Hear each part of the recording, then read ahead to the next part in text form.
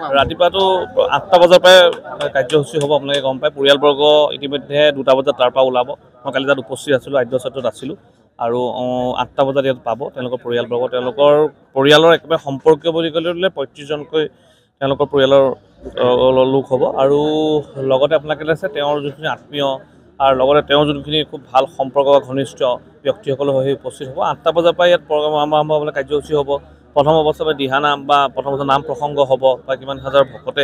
নাম প্ৰসংগ কৰিব গম পাইছোঁ সৰ্বধৰ্মীয় প্ৰাৰ্থনা হ'ব লগতে সকলো অসমৰ ৰাইজ বুলি ক'লে হ'ব যোৰহাটত আহি শ্ৰদ্ধাঞ্জলি জ্ঞাপন কৰিব পাৰিব এই অনুষ্ঠানতে তাৰপিছত আপোনালোকৰ সেইখিনিয়ে বিশেষ কাৰ্যসূচী যে ৰাইজৰ যোনটো জুবিনদাৰ প্ৰতি মৰম আছে বিশেষভাৱে যোৰহাটৰ ৰাইজৰ জুবিনদাৰ প্ৰতি এটা আৱেগ সমগ্ৰ অসমৰে আৱেগ ভাৰতবৰ্ষৰ কিন্তু যোৰহাটৰ ৰাইজৰ জুবিনদাৰ প্ৰতি মৰমটো অলপ বেলেগ বা সুকীয়া আছিলে গতিকে যোৰহাটত পতাৰ কাৰণে আমাৰ চৰকাৰে সিদ্ধান্ত ল'লে মুখ্যমন্ত্ৰী মহোদয় আৰু বিশেষভাৱে যে যোৰহাটৰ ৰাইজৰ চৰকাৰে সহযোগে কৰিছে কিন্তু যোৰহাটৰ ৰাইজৰ পূৰ্ণ সমৰ্থনত এই কাৰ্যসূচী সফল কৰিবলৈ আমি গৈ আছোঁ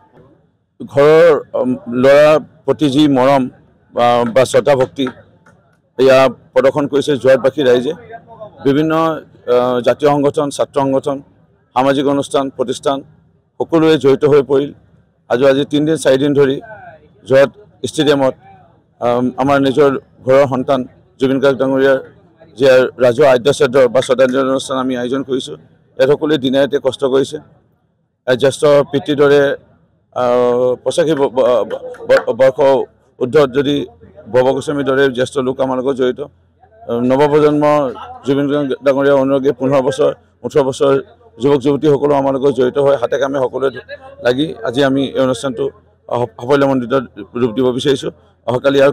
কেইটামান ঘণ্টাৰ পিছতে অনুষ্ঠান আৰম্ভ হ'ব ৰাতিপুৱা 8 বজাৰ পৰা সকলোকে আহি পেলাই সহযোগিতা দিয়াৰ পৰামৰ্শ আগবঢ়াবলৈ অনুৰোধ জনাইছোঁ প্ৰস্তুতি প্ৰায় তুংগত আছে ইতিমধ্যে যোৰহাটবাসী ৰাইজৰ সহায় সহযোগিতা আশীৰ্বাদত আৰু জিলা প্ৰশাসনৰ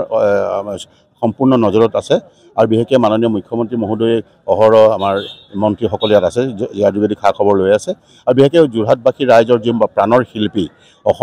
অসমৰ জনগণৰ প্ৰাণৰ শিল্পী জুবিন গাৰ্গ ডাঙৰীয়া যিহেতু এইখন ফিল্ডৰ পৰাই বেচেৰা তেওঁৰ গান আৰম্ভ কৰিছিল যোৰহাটৰ পৰা তেওঁ গানৰ কলি শিকিছিল আৰু ইয়াতে তেওঁ যোৱা বছৰ 50 বছৰ হওঁতে ইয়াত 50 বছৰ ইয়াত তেখেতৰ জন্মদিন পালন কৰা হৈছিল কিন্তু দুৰ্ভাগ্যৰ বিষয় যে তেওঁৰ আমি ইয়াত শ্ৰদ্ধাঞ্জলি অনুষ্ঠান পাতিব লগা হৈছে মাংগলিক কাম পাতিব লগা হৈছে 13 দিনীয়া অনুষ্ঠান কৰিব লগা হৈছে গোটেই যোৰহাটবাসী ৰাইজে উঠি পৰি লাগিছে ইয়াত ইতিমধ্যে ইয়াত আমাৰ প্ৰায় পৰিস্থিতি প্ৰায় তুংগত হৈ উঠিছে যে প্ৰাণৰ শিল্পীগৰাকীক শেষ শ্ৰদ্ধা জনাবৰ কাৰণে আৰু মাংগলিক কাম সমাপন কৰি তেখেতৰ পৰিয়ালবৰ্গক সমবেদনা জনাবৰ কাৰণে আমি আশা কৰিম আপোনালোকৰ সকলোৰে সহায় সহযোগত এই প্ৰাণৰ শিল্পীগৰাকীয়ে আত্মাই সদগতি লাভ কৰিব আৰু পৰিয়ালবৰ্গক সমবেদনা থাকিব তাৰ বাবে যেন আমাৰ অনুষ্ঠানভাগী ভালকৈ হ'ব বুলি আমি ওপৰ গুৰুজনাৰ ওচৰত আমি প্ৰাৰ্থনা জনাইছোঁ